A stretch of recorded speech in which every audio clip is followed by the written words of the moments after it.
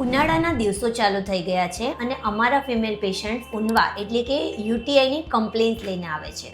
તો આજે આપણે જાણીએ ઊંધવા એટલે શું. ઊંધવા એટલે કે યુરિનરી ટ્રેક ઇન્ફેક્શન્સના લક્ષણોમાં પેશાબ વારે વારે જવું પડે છે, પરંતુ પૂરતા પ્રમાણમાં પેશાબ આવતો નથી.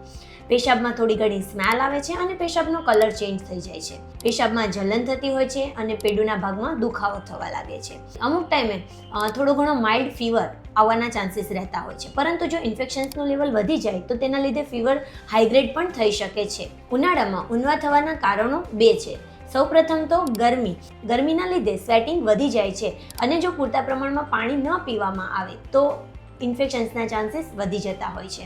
અને સેકન્ડ છે કે કેમ ફિમેલમાં જ ઊંધવાનું રીઝન વધુ હોય છે. એનું કારણ છે કે ફિમેલમાં પેશાબનો ભાગ એટલે કે યુરેથ્રલ પાર્ટ નાનો હોય છે અને તેના લીધે બેક્ટેરિયલ ઇન્ફેક્શન્સ બ્લેડર સુધી એટલે કે પેશાબની કોથળી સુધી પહોંચવાના ચાન્સીસ વધી જાય છે અને બેક્ટેરિયલ ઇન્ફેક્શનથી ઊંધવા થઈ જતો હોય છે.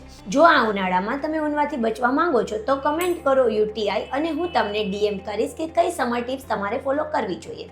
અને શેર કરો આ રીલ તમારા એવા ફ્રેન્ડ્સને કે જેને વારે વારે ઊંધવાની કમ્પ્લેન્સથી પરેશાન થઈ જતા હોય છે.